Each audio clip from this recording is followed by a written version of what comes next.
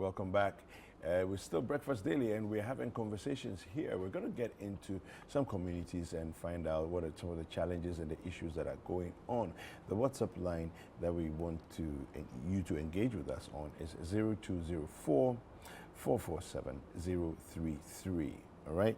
The hashtag is Breakfast Daily. Now, we're going to go into conversations on illegal mining and some of the ramifications of illegal mining. We're looking at the impact of illegal mining on cocoa. We have a report for you. Let's take a look at this. We'll come back and then we'll delve further into some conversations. Cocoa has for decades remained an integral part of the country's exports, with Ghana being the second leading producer of cocoa in the world after neighboring Cote d'Ivoire. Stakeholders are, however, worried that some activities, if not checked, could erode all the gains made in the cocoa sector. Further to this, the country could lose its status as a leading producer, a situation that will negatively impact the nation's finances. Key among such operations are illegal mining and activities of illegal chainsaw operators. One of the areas where these activities are common is the Bodi district of the Western North region. The district cocoa officer, Maxwade Apia, has been speaking to Citi Business News on the worrying issue. Illegal chainsaw operators. They are one of the, I would say, those destroying our farms. Since there are various or different species that they are even cutting for their destiny, their clients. Sometimes they engage with the farmers. The farmers will not even allow them to remove their trees. But in the absence of the farmers, let's say maybe the farmer has traveled or it's not there, they will enter into such farms and remove it. Whilst we are creating awareness that we should plant more trees to protect our lands or to provide shade for our cocoa trees, that one should be dealt with. But we should collaborate with the forest guards and the forest commission so that their operations will go down to where our farms are isolated, so that the chainsaw operators will not even enter to do that destructions. Apart from that, galamsey is also a threat to our cocoa farms. You see, these miners, sometimes I don't know whether they engage with the chiefs or they don't. He has thus called for a concerted effort by the government and relevant stakeholders to clamp down the operations of illegal chainsaw operators and illegal miners. If you want to prevent them from entering, then all the stakeholders, even the community, before those people will get there, the community people must report them or do something about that so that they will not go and destroy our lands. Such, let's say the chemicals that they are using to do the washing, such chemicals are affecting our soils, our water bodies, and even the food crops on those areas. So what we have to do is that we must all come on board. We must all come on board and let's fight against galamsey. If not, I don't know what will happen in our future, because we are all doing this thing to raise, to raise an income or to boost our economy. So if these people are saying that they don't care, even those in the community, they don't care, and they will sit for the miners and these chainsaw operators to enter into our farms or to enter into our forest to do such works, then it means our future we can't predict. All right, so this conversation that is very critical to the economy and the survival of the country, basically. You know that cocoa is a very big part of who we are as a people. As far back as I remember, we've been the #1 producer of cocoa in the world. Unfortunately, we lost that position as #1 to Ivory Coast a few years ago, and haven't regained it since. Now, what I think for me is critical to this story of what's happening is that we don't have state cocoa farms. We have individual smallholder farmers who, and of course, as smallholder farmers, there are different sizes of farms, you know. But all these, you know, cocoa farms bring their products together, and it makes us huge, you know, and puts us at number one, right? If we are not careful, that place of even where we are currently number two, we will soon start falling from there, you know, because people are also being more deliberate, you know, about their production, you know, than it's almost like we've left it to individuals to decide how cocoa will work, right? But I think we need to be a lot more deliberate about the way we go about it, and even have, you know, plans to do. It's like we'll talk to Cocoa Board, you know, and find out from them exactly what's going on here. But I want to understand if plans from Cocoa Board, what their plans are to make sure that the back end of things, there's heavy production going on, even if government is not necessarily vested in terms of having their own farms, right? But what are you giving to the people, investing in the people to make sure that production is ramped up? You know. But David, I get your point, but I also think that, you know, this still goes back to government. You know, I will put a responsibility. You put it at the footstep of. And I'm saying this because of I'm saying this of because government. of government. I'm saying this because yes, Cocoa Board has a certain mandate to perform, but the whole thing is, if government does not also put certain strict measures in place, it makes their work extremely difficult and near impossible. Because if we do not ban galamsey, look, galamsey has ripple effects on almost everything. Beyond the water bodies, now we are discussing cocoa. We are even talking farmlands in general.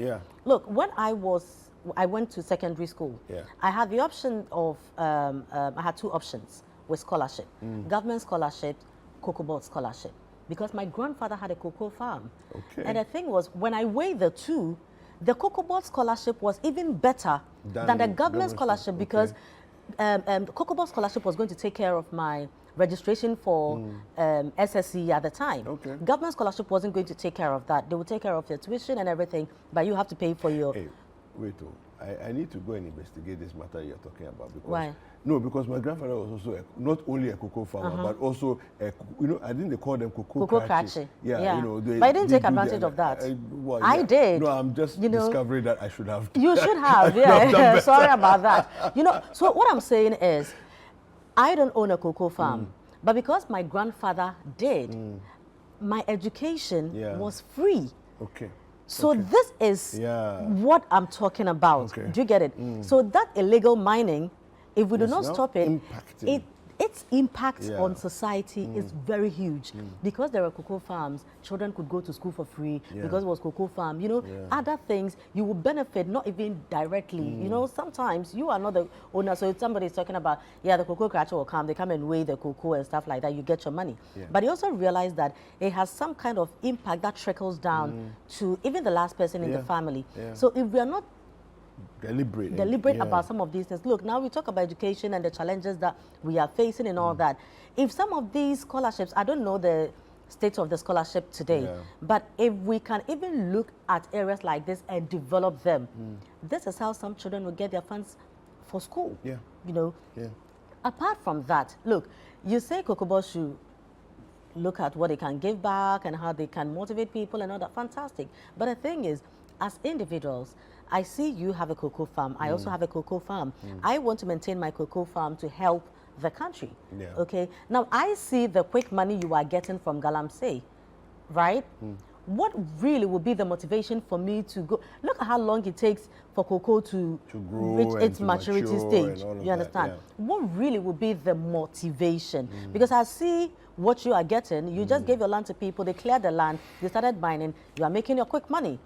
So really, why should I keep my cocoa farm regardless of the size? Because I know I can get quick money and instant money ASAP. So it would take more than what Cocoa Board will come and tell you and come and do and all that. Look, we have to eradicate. That's why this morning our quote was, don't look at where you fell, but where you slipped. Where you slipped, you get That's it. where the Let's problem look is. at the core The cause, issues, the cause. cause of these problems. If there's no illegal mining, okay, and if we are getting the multinationals to come in and we are giving them certain lands, I'm sure we'll also be mindful the kind of lands we are given. Are these our farmlands? Are these lands that have cocoa on them and cocoa trees on them? If you leave it for me, look, I can't go and do the farming and all that. So if my grandfather leaves a certain cocoa farm, to me, I'm looking at, how do I get money out of this? Look, let's clear it and all that. And sometimes the cocoa farms are not huge lands that you can even give to multinationals, but smaller ones and all that, and you can negotiate. People come in here, I can give you my land. Look, companies come in and they are buying lands and they are dealing with the individuals. This is what we should be paying attention to. Things that happen on the blind side of government, things that will happen on the blind side of cocoa board, and make it very unattractive for you to give your cocoa farms out for galamsey purposes. If we do not do this and if we do not put proper policies in place, cocoa board can't do that. Yeah, and then also there's a reference to illegal chainsaw operators as well. So these are people that are in felling our trees, felling trees for trees and all that. advantage, from the the forestry side of things. And all of that. But we have the PRO. Yes. Head Public Affairs for Cocoa Board, Fifi Boafo, joins us now. Thank you very much, Fifi, for your time. Thanks for having me. Right. Now, this is the challenge that we have, people clearing their cocoa farms, for illegal mining purposes. Is there anything that Cocoa Board can do to solve this issue or to bring it to the barest minimum? Thanks for the opportunity. Cocoa Board, first of all, is concerned about the fact that people give out their cocoa lands for illegal mining.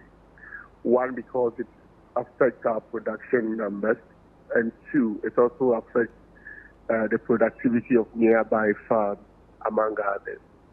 So Cocoa Board is concerned. We are indeed taking some steps and working things up to ensure that we are able to deal with this challenge. The first thing we've been doing is education, letting the farmers appreciate that giving out your land for illegal mining is not the way to go. As humans, we are usually tempted when we see cash available, something you can immediately have, as compared to something you are able to acquire over a longer period of time. So the temptation for people to opt for money from these illegal miners is higher. So in some instances, you have them giving out their cocoa land for this money that is paid to them. What we've realized that in most instances, when the farmers give out their land, they are able to get this amount of money within a very short period of time. Within that short period of time, yes, it sounds good to them, but after a while, you realize that the farmers are unable to rely on it. There's a very particular instance I like to cite most of the time. There was a farmer who gave out his cocoa farm, was given 100,000 Ghana cedis. At the time, that was good money. So the farmer decided to build a house. At the window level, the money was gone, the farm was gone, the farmer could not continue. Now the kids are going to school, money to pay their school fees became a problem. So education, we believe, is one key component of the tools available to us in order to let the people appreciate that that is not the way to go. So yes, Cocoa Board is educating the farmers to realize that that is not the way to go, because for the cocoa farm, it doesn't serve just you today.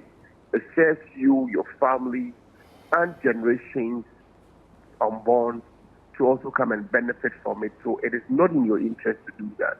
Right. The second thing... Please go on. Yes, the second thing we are also doing is also to empower the farmers to know that the person does not have that right to take your farm away from you, because in some instances, what we've realized is that these illegal miners go there, use coercive means of acquiring the land from them, and then the farmers, because feel helpless, they do not have the muscle to compete with them, they give out their land to them. So what Cocoa Board has done over the period is that when farmers encounter such a circumstance, Cocoa Board gives them legal representation, and when our team of lawyers go in to help the farmers, they take the matter to court, they get the issues followed up with the security agencies.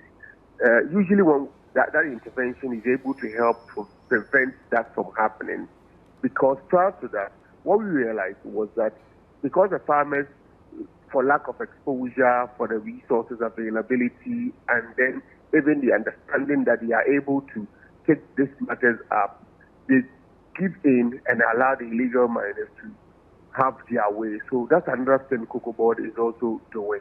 We also believe that the funds available, how much farmers make at the end of the year, is also a motivating factor that allow them to give out their farms. So yes, Cocoa Board, we believe that we are not there yet, but we are looking at possibilities of ensuring that apart from what the farmer is able to make at the end of the cocoa season, the farmer is able to have alternative means of also having some revenue, and then other benefits such as the Cocoa Farmers Pension Scheme, which we've started rolling out, which will be beneficial to the farmer. So it is not motivating enough for the farmer to say that, let me go for the option of giving up my farm to the illegal miners. Now, Fee, let me look at your mission, the mission of the board. It says is to encourage and facilitate the production, processing and marketing of good quality cocoa, coffee and shea nut in all forms in the most efficient and cost-effective manner. Am I right? Precisely so. Right. Now, in terms of facilitate the production, how well has Cocoa Board supported, and dealt with the cocoa farmer just to give them confidence to keep on with their farms and not to give in to illegal mining activities? Okay, so if we talk of facilitation, it's good that you brought this up. There are people who sometimes say that Cocoa Board should prevent the farmers. The law, as you've clearly read out, enjoins Cocoa Board to do the facilitation but not to own these farms. So the owners of the farms are the farmers themselves. What we do is that when the farmer sets off to have a cocoa farm, Cocoa Board provides seedlings for the farmer to plant, and that is provided for by Cocoa Board at no cost to the farmer. Okay. Apart from that, Cocoa Board has hired almost close to 2,000 extension officers across the country. These extension officers help the farmer to be able to do what we call line impingement, to show you where you are supposed to plant the seedlings in the farm. So Cocoa Board provides that service to the farmer. When the farmer starts raising these cocoa seedlings, Cocoa Board extension officers are there to guide them through this process. Things like pesticides and other inputs, farm inputs, some of them are provided for by Cocoa Board free of charge for these farmers. Fertilizers that are given to cocoa farmers, a huge part of it is paid for by Ghana Cocoa Board, among others. Things like road access to these cocoa communities are provided for by Cocoa Board. We have boreholes that are built in some of these communities. Until recently, scholarships were given to cocoa farmers' kids. Now Cocoa Board is looking at using that funds to construct basic school infrastructure in these communities. So indeed, a lot is being done for these farmers in the area of facilitating the production of cocoa in our cocoa communities. Now, do we have state-owned cocoa farms? Sorry? Do we have state-owned cocoa farms? Some time ago, Cocoa Board used to have plantations. Unfortunately, that is not the case at present because they did not yield the benefit as expected. However, we have some farms that are still in the name of Cocoa Board, but these farms are within the division under Cocoa Board called the seed production division. But the seed production division, what they do is to use these plantations to raise the seedlings for the farmers. So it is not for the purposes of selling, but then it is to raise the seedlings for the farmers. Of course, the Cocoa Research Institute, CREC, the scientific wing of Cocoa Board, also has some farms, and then they are for experimental purposes and to ensure that we are able to get the right seedlings for the farmers. So yes, we have some farms, but then it is not for commercial purposes. It is just for scientific research and then also to raise the seedlings for the farmers. But should we not have, as Ghana, as the second leading cocoa producers and all that, should we not have commercial farms, state-owned?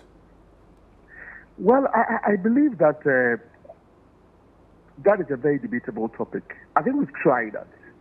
And the result is that it did not give us the result. However, just like the law says, it is the responsibility of Cocoa Board to facilitate. Yeah. So it is for FEMA to say that, yes, I am a business person. I want to go into cocoa farming.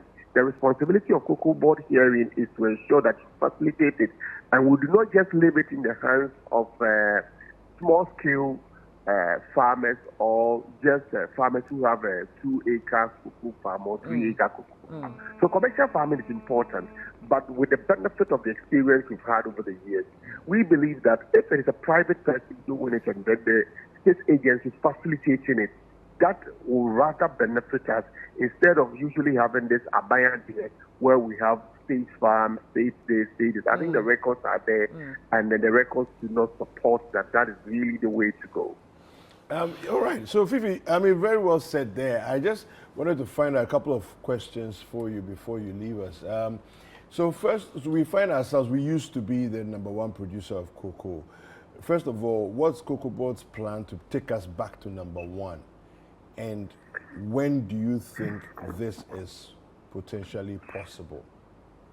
Well, it is not really about being the #1 or not, but it is to be able to produce sustainably and keeping everybody within the chain running. But you would admit that there was a certain amount of national pride, when you travel around and you say Ghana and you say, yes, the world's biggest producer of cocoa. In any competition, if we are #1, it's refreshing. Yeah. I agree with it. But you see, what takes you there is a bit of a tricky environment we find ourselves in now. Okay. In Ghana, our land tenure system, it is even very difficult to have a very huge tract of land for cultivation of cocoa because the interest you have there varies. So, like in the family, Kujo says, well, I'm willing to give it out. Abner says, no, I am not.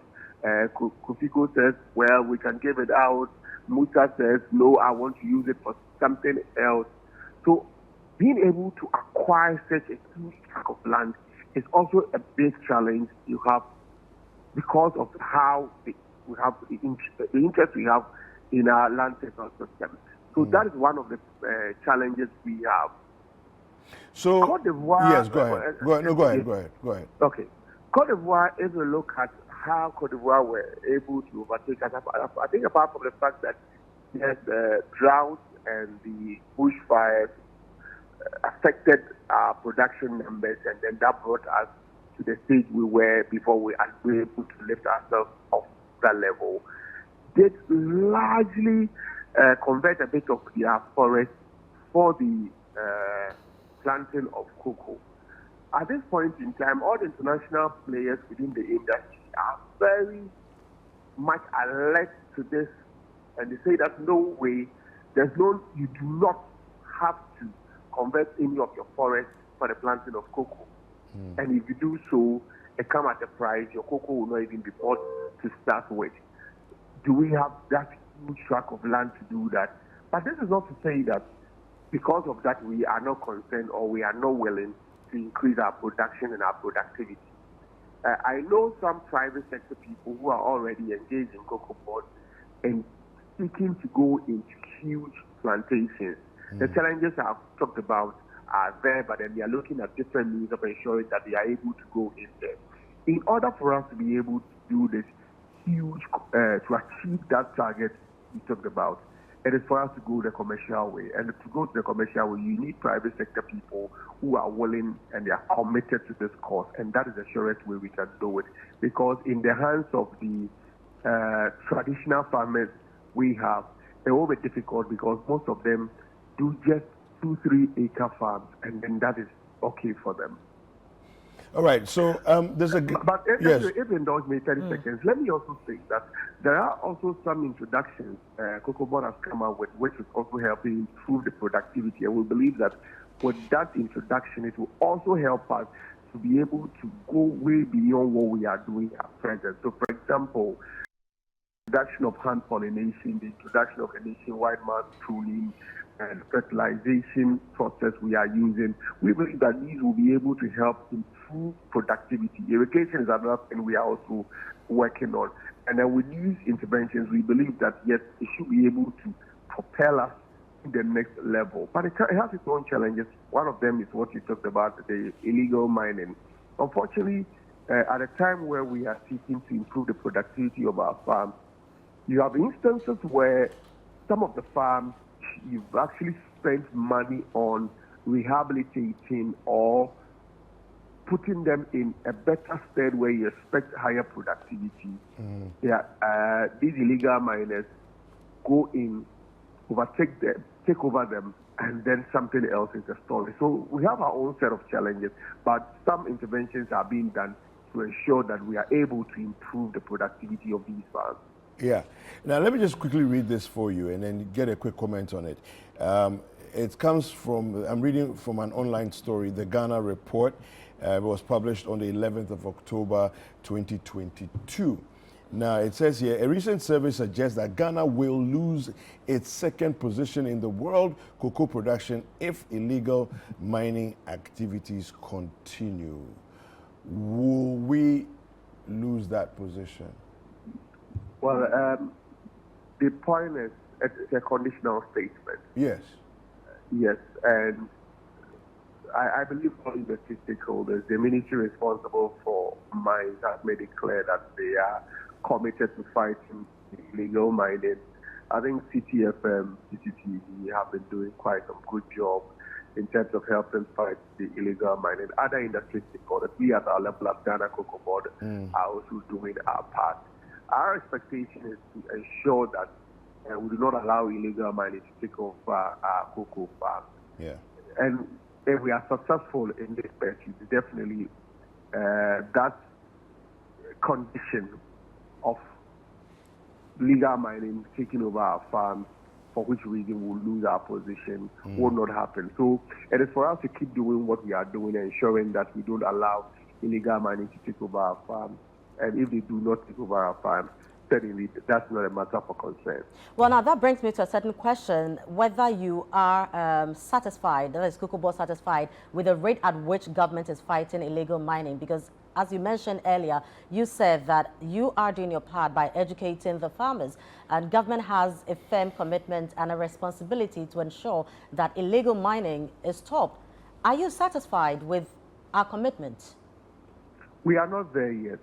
A lot more can be achieved. The fact that illegal mining is ongoing is an indication that the job is not done. Satisfaction, for me, is not the case. It's about achieving the set results. But the pace we are moving. I think that all parties involved have shown the commitment. Like I said, it is not for us to just limit it to, say, Cocoa Board or to the ministry or to the media or to the traditional authorities. It's a collaborative thing we all have to do. And I think each stakeholder has shown the commitment. It is for us to ensure that we achieve the results. So far, what we have done have not achieved the set targets. And it is for us to double up and ensure that we are able to achieve the results. Now, if that doubling up doesn't happen in the next 2 years, where would that put our cocoa status? I do not want to give up. I am so very hopeful and so very expectant. So I wouldn't want to say that if it doesn't happen.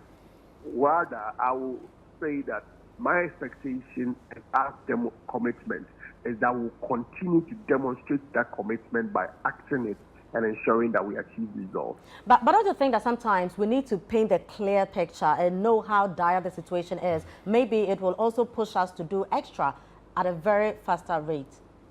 The effect, I think, is there for us to all see. I think the effect of illegal mining is there. We've all seen the damage it can cause to our industry. So there's no point deliberating it, except to say that realizing what it has done to us is a call on all of us to ensure that we do the right thing by dealing with the problem which we face. And we need no more reminder of the effects of illegal mining on our cocoa industry. Thank you very much, Head Public Relations, Cocoa Board, Fifi Boafo. The pleasure is mine. All right. Right. Yeah, interesting thoughts shared there. I think that once we are committed to winning the fight, it will have far-reaching implications on everything else, on water resources, on cocoa, which of course affects our GDP. All of those things will be affected. Just one thing. That is it. Is creating all this mess. Yeah, I mean, for me, I think that his closing remarks answered my question and everything. The damaging effects are there for all of us to see, meaning that it doesn't need to take Fifi Boafo to come and tell us that, look, we are losing something very dear to us. If we do not stop this in the next 2 years, we've moved from number 1, we are at number 2. Yeah. We are coming down. And the Ghana report last year was suggesting that we may be dropping further based on a study. But clearly, we don't. It is not rocket science, and we don't need no seers to come tell us this. We can see if we are cutting down the trees, if we are losing our farms for illegal mining purposes and for quick money, then we all know what the outcome will be in the next. All because of the little gold that people will even struggle to find anyway. They're spoiling everything. No, but the thing too is, so it comes back to, affecting everything, basic needs of life. Look, if you need money, you need money. If you have to pay school fees, if you have to do this, you have to do that, you've planted your cocoa, it's going to take some years before it matures for you to get your money and all that, And that is why, for me, there should be that deliberate effort to close all these gaps, all these options, for want of a better word, because if you know that the cocoa farm is all you have and you have to wait for it to mature to get your money, you have no option.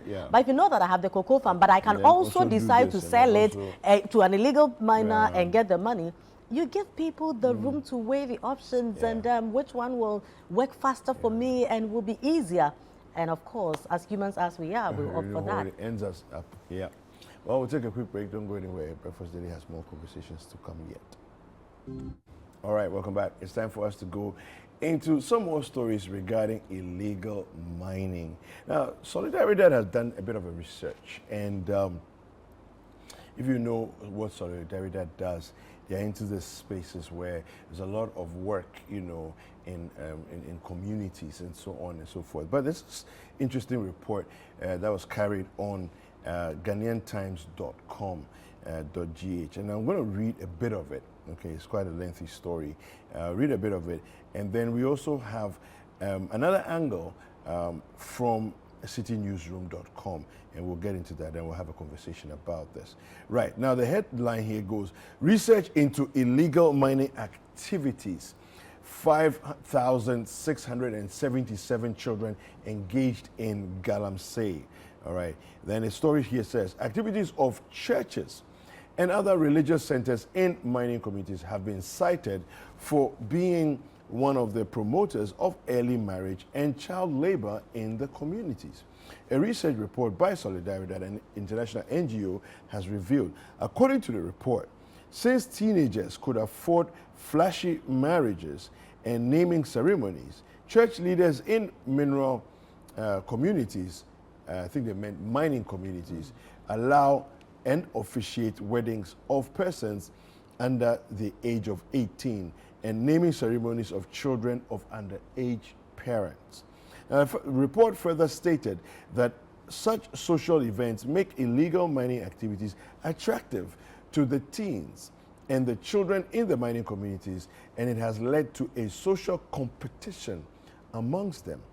The research, which was conducted within a 4-month period between October 2022 and January this year, had respondents mainly from Etiwa East District in the Eastern region, as well as inputs from other stakeholders in the mining communities across the country. Now, discussing the report during the validation of child labor eradication framework for the small-scale mining sector in Accra yesterday, Dr. Rita Owusu Amankwa, a consultant for the research, said currently it was estimated that about 5,677 children engaged in mining activities. And there's a quote here: the findings show that illegal small-scale mining activities are done by people of all age groups, adults, youth, and children, even though it is dominated by males, especially the youth. All right, so that's just a basic summary of what it is that is going on here. But we also have the Citi Newsroom story.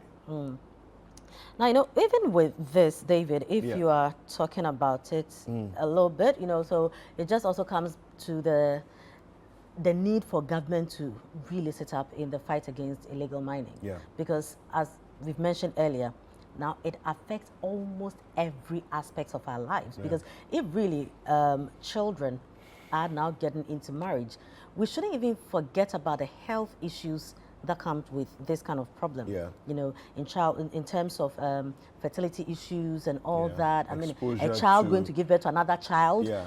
And all Yeah. these things. Yeah, so it's there's- very dangerous. Yeah. Yeah, you know? so that's one. A child giving birth to another child, Yeah. that's one. Then you're also looking at Cutting short of their education. Yes, all of that. Exposure of younger people to harsh chemicals that are used in the mining processes, Exactly, the galamsey exactly, processes, exactly. cyanide, arsenic, all these other heavy metals that are used, mercury, lead, all these things. And so again, when you talk about infertility, there is the aspect of you are not yet mature enough to be having your own child, right? But then you're also exposed to chemicals because you're out there, exactly. and all. Yes. So there's a whole 360 conversation that we should be having here, and so illegal mining, as much as we've spoken about it in different ways, here is a very interesting aspect of something that's also happening in certain communities, and I mean, the exposure to certain hazardous Yes. practices Yes. and all that, and so they are there, and I mean, young girls are there, Yeah. if they are being part of this, how they will be taken advantage of. Yes. Because they go into these areas, Yeah, because there's remote money, areas. right? Exactly. And How there's the attraction can of be lured the by young money. man has money. You get it. You get it. It's like a comment somebody made recently. I think it was on one of our, I'm not sure if it was About Town or one of the shows that Yeah. we have, and somebody was asked the question, a fraud boy or an accountant? Yeah. And she said very happy, she said, oh, fraud boy. Question was why? Quick money. Again, Yeah, the fact that the exactly. person can give me money. And this is how our society the society is being, it is seeing to see this as money normal and this is- success. yes, as as it's money. also because of how we as a people also hail people like Yeah. these. Yeah. How we do not question, people's source of income and all that. And once you are rich, once you have the money to Yeah. throw around, we deem you are the successful one. Yeah, yeah. Anyway, when you go to the Yeah, Citi Citi Newsroom, yeah. it says Etiwa, churches officiating weddings of children, an isolated case. This is according to Solidaridad, and the story reads, okay, so it's a story go- by you the can go Citi further Newsroom. down. Yeah, when it goes, it says the program manager for Solidaridad, an international civil society organization, has clarified that activities of churches in Etiwa East in the eastern region facilitating marriages of children is an isolated case and not a general issue in illegal mining-prone areas. Now, the Ghanaian Times, in its Wednesday edition, which you took earlier, reported that activities of churches and other religious centers in mining communities have been cited as being one of the promoters of early marriage and child labor in the communities. Now, according to the report, since teenagers could afford flashy marriages and naming ceremonies, church leaders in mineral communities, and I'm sure they're talking about areas where there are huge mineral abundance and all that. Yeah. So allow and officiate weddings of persons under the age of 18 and naming ceremonies of children of underage parents. The report further stated that such social events make illegal mining activities attractive to the teens and the children in the mining communities, had led to social competition amongst them. The research, which was conducted within a 4-month period between October 2022 and January this year, so it says that. Now, but speaking on the Citi Breakfast Show on Wednesday, Yao-Bridge Mopoku said more studies are being done to determine whether churches in all Galamsey-prone areas encourage marriages of children. As part of the findings, there's a quote of the consultants: "We realized that some churches were trying to facilitate some children getting married, and that was one isolated case, but we have to validate that, and we must talk to other stakeholders so we can then generalize. So for now, we see it as an isolated case in the Etiwa East District." He, however, confirmed that a study revealed that an estimated 5,677 children were engaging in Galamsey activities across the country. Now, you know, when I heard even this part that churches blessing marriages of young people is an isolated case, I even had a problem with that. Why? My problem is, so it said that, okay, they were pregnant, and because of that, you can't make a mistake out of another mistake, right? What is wrong is wrong. Yes, the child is pregnant. Let's deal with the pregnancy. It still does not change the fact that now this person is an adult to marry. There was a mistake. The child was not supposed to get pregnant. The child is now pregnant. Can we just take care of her? Make sure that she delivers in a very healthy way. And then if we have to counsel them, we have to put them back to school, we do that. Now getting them married is even putting them in a bigger problematic situation, right? Because now the child who mistakenly got married, we are forcing them that now got pregnant. We are telling them that now marry, which is even a bigger problem, you know. So whether it's an isolated case or this is what is happening, if a child gets pregnant, it is not... The solution is not marriage. I mean, exactly. No, you know, how do you say that because they got pregnant? It's completely illogical to say that the solution you can't do that. To pregnancy is marriage. It's not. No, how does it become? The fact that she got pregnant does not mean that... It satisfies a certain emotional or religious itch. You know, it satisfies this, you know, the itch that is there, that you scratch it and it's like, I feel good because, okay, so she's married. But it does not think take about away the the repercussions of what that means. Is this child even psychologically ready to be a wife? In a marriage, you know. Because now she's going to deal with motherhood. Yes. And we are adding wifehood. And the responsibility of wifehood. So now you go and marry, and who is she getting married to? Another child? To somebody who took advantage of her. So this person is actually somebody who takes advantage, right? And you're forcing them to be in a marriage with somebody who is an opportunist and takes advantage already. And David, let's not lose sight of the fact that this husband could also be a child. Yes, there's that. So a 17-year-old met a 15-year-old, they went for Galamsey activities, and one thing led to the other, and we said they should marry. Yeah. We can't have children marrying to give birth to another child, and then the whole house is full of children. We don't know who is taking care of who, because they themselves need parental care. Yeah. Imagine two 16-year-olds with a 3-year-old. That is why we have people. It's a problem. We have young people, young mothers, giving tramadol to their children to take so they can go to the nightclub.